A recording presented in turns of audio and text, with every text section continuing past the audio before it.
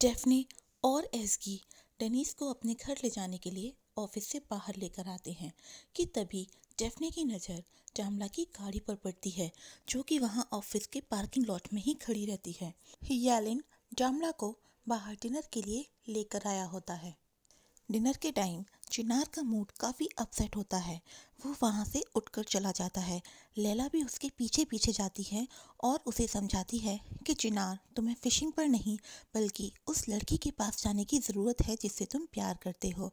चिनार उसे कहता है, मैंने आपसे कहा था कि हम दोनों का अब कुछ नहीं हो सकता, वो हमारे घर के लिए ठीक नहीं है। तो लैला उसे कहती है कि ऐसा कुछ भी नहीं है, तुम उसके बिना नहीं रह सकते, ये साफ साफ दिख रहा है।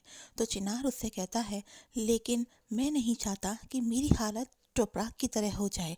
लैला उसे समझाती है कि भले ही मेरा और चोपड़ा का रिश्ता बहुत लंबे समय तक ना चला हो, लेकिन जो समय मैंने उसके साथ बिताया वो मेरी लाइफ का सबसे बेस्ट टाइम था।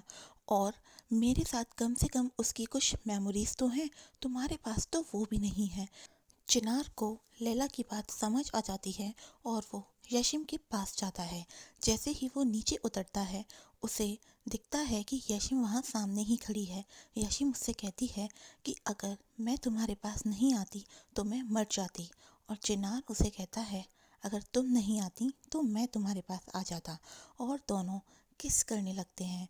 उन्हें किस करते हुए दादी माँ और लैला देख लेती हैं और वो दोनों बहुत ही शॉक्ड हो जाती हैं।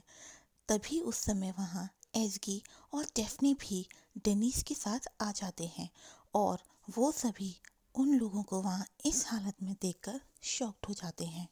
दादी माँ डेफ्ने को मारने के लिए उसकी तरफ आगे बढ़ती हैं कि तभी चिनार उनका हाथ रोक लेता है और चिनार लैला से कहता है कि दादी माँ को तुम ऊपर ले जाओ। दादी माँ पहले तो जाने से मना कर देती हैं और कहती हैं, ये सब जो यहाँ हो रहा है, मुझे इस सब की पहले एक्सप्लेनेशन चाहिए, उसके बाद मैं ऊपर जाऊंगी। लेकिन चिनार ज़बरदस्ती से उन्हें ऊपर भेज देता है और चिनार एस्की की मदद से डेनिस को अपने घर के अंदर ले जाता है। डेफ्ने यशिम से कहती है कि तुम्हें मेरे भाई से प्यार कैसे हो सकता है, और हंसने लगती है। लैला और दादी माँ को बाहर छोड़ के चिनार अंदर से गेट बंद कर लेता है। चिनार डेफ्ने से पूछता है कि डेनिस ने इतनी शराब क्यों पी है। तो डेफ्ने उसे बताती है कि मुझे कुछ नहीं पता, जब ये ऑफिस आया था तब भी उसने इतनी ही शराब पी हुई थी। तो चिनार कहता है, अच्छा, और एज़गी क्या तुम्हें रास्ते में कहीं मिल गई थी। तो डेफ्ने उसे बताती है कि डेनिस ने इतनी शराब पी हुई थी कि वो लड़खड़ा रहा था और वो अचानक से गिर गया और उसके सिर से ब्लीडिंग हो रही थी। क्योंकि एसगी एक डॉक्टर है, इसलिए मैंने एसगी को कॉल करके बुलाया, और वैसे भी मेरी गाड़ी मेरे पास नहीं है, तो एसगी अपनी गाड़ी से हमें यहाँ पर लेकर आई है। चिनार उन दोनों से कहता है, ठीक है, मैं यशिम को घर ड्रॉप करके आता हूँ। यशिम अपनी गाड़ी यहीं छोड़ देगी, जिससे कल ये जब उठेगा तो यशिम की कार से अपने घर चला जाएगा। और ये कहकर चिनार बाहर चले जाता है। चिनार के बाहर जाने के बाद डेफ्ने और एस्की आपस में बातें कर रही होती हैं कि आज चिनार को क्या हो गया है। वो एक ड्रंक इंसान को अपने घर लेकर आई हैं, लेकिन फिर भी चिनार ने कुछ भी नहीं कहा और चुपचाप चला गया। क्या उसका दिमाग खराब हो गया है। तो डेफ्ने कहती है, उसका दिमाग खराब नहीं हुआ है, ये तो यशिम का जादू है। चिनार यशिम से कहता है कि वो अपनी गाड़ी की चाबी अंदर भूल गया है और वो गाड़ी की चाबी लेने के लिए अंदर जाता है। तभी वो डेफ्ने और एस्की से कहता है कि उन दोनों को यहाँ नहीं रुकना चाहिए। लेकिन डेफ्ने कहती है कि भाई, अगर हम यहाँ से चले गए और इसको ब्रेन हैमरेज हो गया या इसको कुछ और प्रॉब्लम हो गई, तब हम क्या करेंगे। तो फिर चिनार कहता है, अगर तुम दोनों यहाँ पे नहीं रुकोगे तो ये ब्रेन हैमरेज से मरेगा, लेकिन अगर तुम दोनों यहाँ पर रुकोगे तो मैं इसे जान से मार दूंगा, तो इसे मरना तो है ही, इसलिए अच्छा ये ही है कि तुम दोनों यहाँ पर रात में ना रुको। इतना कहकर चिनार वहाँ से चला जाता है और उन दोनों को भी बाहर ही ले जाता है। चिनार के जाने के बाद डेफ्ने एस्की को अंदर भेज देती है और उससे कहती है कि तुम्हारे पास अच्छा मौका है, जैसे ही डेनिस को होश आए तुम उसे सब कुछ सच सच बता देना, जिससे तुम्हारे मन से ये डर भी निकल जाएगा कि जब उसे होश आएगा तो वो तुम्हें पुलिस के हवाले कर देगा। और एज़गी डर डर कर अंदर जाती है। दादी माँ और लैला बालकनी में खड़े होते हैं। लैला दादी माँ से कहती है कि उन्हें अब अंदर चलना चाहिए, लेकिन दादी माँ कहती है कि जब तक वो लड़की यहाँ से नहीं चली जाएगी मैं यहाँ से कहीं नहीं जाऊँगी। दादी माँ नीचे देखती हैं कि चिनार ने येशिम का हाथ पकड़ा हुआ है और वो उसे छोड़ने के लिए घर ले जा रहा है। दादी माँ तुरंत अंदर जाती हैं और टुपराग को फ़ोन लगा देती हैं। लैला उनसे फ़ोन छीनने की कोशिश करती है, लेकिन वो लैला को कमरे के अंदर बंद कर देती हैं और टुपराग को सब कुछ बता देती हैं कि इस घर में क्या क्या हो रहा है। येलिन डामला से कहता है कि अब वो घर जा रहा है। डामला कहती है कि अभी तो बहुत समय है, क्यों ना वो कुछ टाइम एंजॉय करें। तो येलिन कहता है, डामला तुम्हें भूख लगी थी इसलिए मैं तुम्हें यहाँ पर लेकर आया। और इतना कहकर येलिन वहाँ से चला जाता है। जैसे ही डामला और येलिन बाहर निकलते हैं, डामला की नज़र पापराजिस पर पड़ती है और वो येलिन के इतने क्लोज आ जाती है कि पापराजिस को लगने लगता है कि डामला येलिन की गर्लफ्रेंड है और वो उनकी पिक्चर्स क्लिक करने लगते हैं। डामला येलिन के और ज़्यादा क्लोज आ जाती है। पापराजिस येलिन से पूछते हैं कि क्या ये आपकी नई गर्लफ्रेंड है और डेनीस कहाँ है? क्या डेनीस ने भी नई गर्लफ्रेंड बना ली है? लेकिन येलिन उनकी किसी भी बात का जवाब नहीं देता और वहाँ से सीधे सीधे चला जाता है।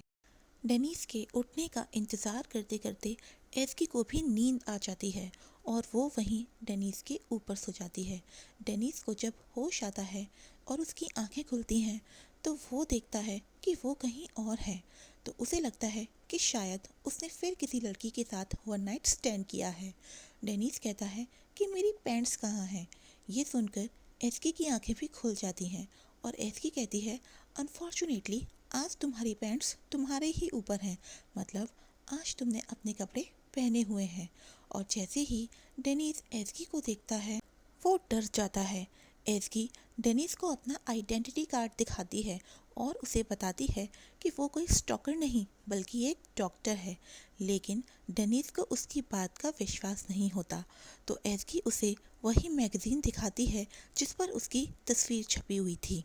उस मैगज़ीन को देखने के बाद डेनीस को याद आ जाता है कि उसने एस्की को कहाँ देखा था। अब एस्की उसे बता देती है कि उसने स्टॉकर होने का नाटक किया था।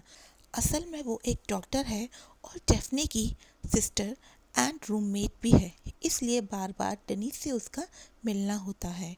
डेनीस एस्की से पूछता है कि उसे इस तरह नाटक करने की क्या ज़रूरत थी। एस्की उसे बताती है कि पहले ही दिन से डेनीस उसके साथ फ्लर्ट करने की कोशिश कर रहा है, इसलिए उसने ये नाटक किया, क्योंकि अगर वो उससे दूर भागती तो डेनीस उसका पीछा करता।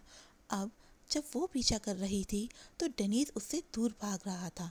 तो डेनीस उससे कहता है, तुम्हारा ये लॉजिक मुझे काफ़ी पसंद आया और वैसे मैगज़ीन में तुम काफ़ी खूबसूरत लग रही हो।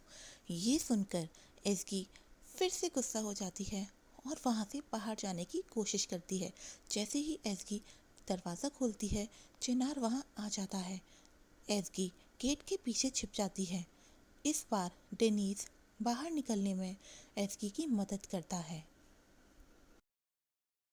दादी माँ चिनार से कहती हैं कि तुम उस लड़की से शादी बिल्कुल नहीं कर सकते और वो इस घर की बहू नहीं बन सकती। चिनार कहता है, लेकिन क्यों? तो दादी कहती है, क्योंकि मैं नहीं चाहती कि तुम्हारी हालत भी टुपराग की तरह हो जाए। मैं नहीं चाहती कि तुम भी उसकी तरह दुखी रहो, इसलिए तुम उस लड़की से शादी बिल्कुल भी नहीं करोगे। तभी वहाँ डेफ्ने आती है और दादी से कहती है कि दादी माँ, आपकी आवाज़ पूरे घर में सुनाई दे रही है।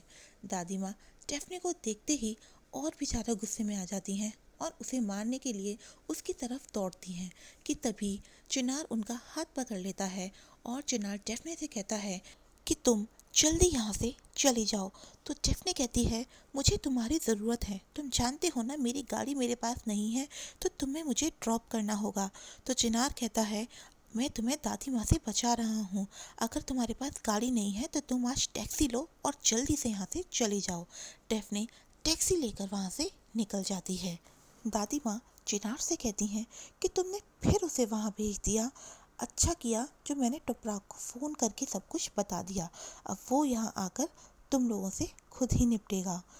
ये सुनकर चिनार बहुत ज़्यादा परेशान हो जाता है।